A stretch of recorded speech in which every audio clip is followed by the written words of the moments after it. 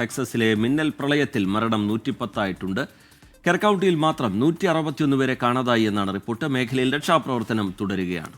മധു കൊട്ടാരക്കര ചേരുന്നുണ്ട് അമേരിക്കയിലെ ന്യൂജേഴ്സിയിൽ നിന്ന്. Madhu, good morning and good evening. ഈ ടെക്സസിലെ ഓരോ ദിവസവും മരണസംഖ്യ കൂടിക്കൊണ്ടിരിക്കുമ്പോൾ വല്ലാത്ത സങ്കടമാണ്. ക്യാമ്പിലുണ്ടായിരുന്ന കുട്ടികളെല്ലാവരും മരിച്ചു എന്നുള്ള വാർത്ത ഇന്നലെ വൈകിട്ടോടെ വന്നിരുന്നു. അപ്പോൾ ഇനിയും മരണസംഖ്യ ഉയരാനുള്ള സാധ്യതയുണ്ടോ? കാരണം ഈ തെരച്ചിൽ ഇപ്പോഴും തുടരുകയാണല്ലോ. അവിടെയുള്ള ഇപ്പോഴത്തെ ഒരു സാഹചര്യം എന്താണ്? ഈ ഫ്ലഡിൻ്റെ ഒരു സിറ്റുവേഷൻ, മിന്നൽ പ്രളയം, അതൊക്കെ ഒന്ന് ശമിച്ച മട്ടുണ്ടോ?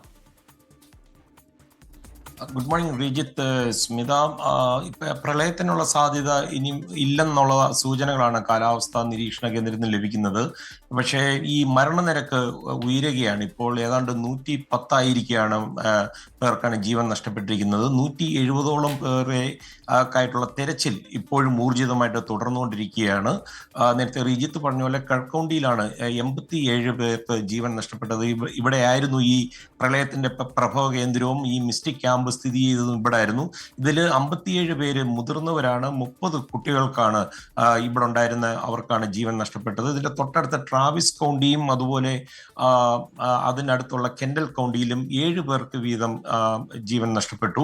ഗവർണർ ഗ്രെഗ് അബോട്ട് ഇന്ന് മാധ്യമങ്ങളോട് സംസാരിക്കവേ അദ്ദേഹം പറഞ്ഞത് അവസാനത്തെ ആളെയും കണ്ടെത്തും വരെ ഈ തെരച്ചിൽ വളരെ ഊർജിതമായി തുടരുമെന്നാണ്. തന്നെയുമല്ല, വലിയ തോതിൽ വിമർശനമുണ്ട്. ഈ കൃത്യമായ അപായ സൂചനകൾ നൽകിയില്ല എന്നുണ്ട്. അതുകൊണ്ട് തന്നെ അടുത്ത ഗവൺമെന്റിന്റെ നിയമസഭാ സെഷനിൽ എമർജൻസി അലേർട്ട് സിസ്റ്റം ഈ ഭാഗത്ത് കൊണ്ടുവരുന്നതിനെ പറ്റി ചർച്ച ചെയ്യുമെന്നും ഗവർണർ ഉറപ്പു നൽകിയിട്ടുണ്ട്. അത് അദ്ദേഹം പറയുന്നത് ഹാർവി ചുഴലിക്കാറ്റിൽ ഉണ്ടായതിനേക്കാൾ കൂടുതൽ മരണങ്ങൾ ആണ് ഇതിൽ സംഭവിച്ചിരിക്കുന്നത്. അത്ര വിനാശകരമായ ഒരു പ്രളയമായിരുന്നു ഇത്.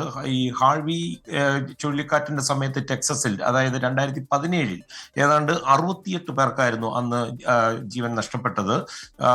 ഇപ്പോൾ ഇവിടെ മഴ മാറി നിൽക്കുകയാണ്. എന്നിരുന്നാൽ തന്നെ ചെറിയ കാറ്റിനും അതുപോലെ മഴയ്ക്കുമുള്ള സാധ്യത ഉണ്ടെന്നാണ് കാലാവസ്ഥാ നിരീക്ഷണ കേന്ദ്രം പറയുന്നത്. അതുപോലെ ഇവിടെ ഉണ്ടായിരുന്ന 5 ക്യാമ്പിലുണ്ടായിരുന്ന 5 പേർക്കും അതുപോലെ ഒരു കൗൺസിലറിനും വേണ്ടി ഊർജിതമായിട്ടുള്ള അന്വേഷണം നടന്നുകൊണ്ടിരിക്കുക, തെരച്ചിൽ നടന്നുകൊണ്ടിരിക്കുക.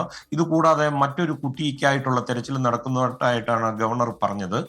ഇപ്പോൾ അമേരിക്കയുടെ health and human services secretary Robert F കെന്നഡിയുടെ ഇവിടെ ഈ ടെക്സസിൽ, ഈ പ്രദേശത്ത് ടെക്സസിൽ പബ്ലിക് ഹെൽത്ത് എമർജൻസി പ്രഖ്യാപിച്ചിരിക്കുകയാണ്.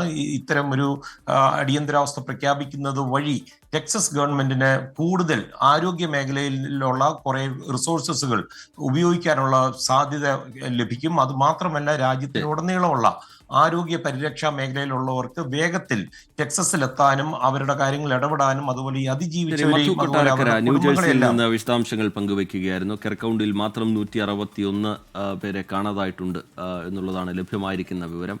മരണസംഖ്യ 110 എത്തിയിട്ടുണ്ട്. അത് കുത്തനെ ഉയരാൻ തന്നെയാണ് സാധ്യത എന്നാണ് ഈ ഘട്ടത്തിൽ നമ്മൾ മനസ്സിലാക്കുന്നത്.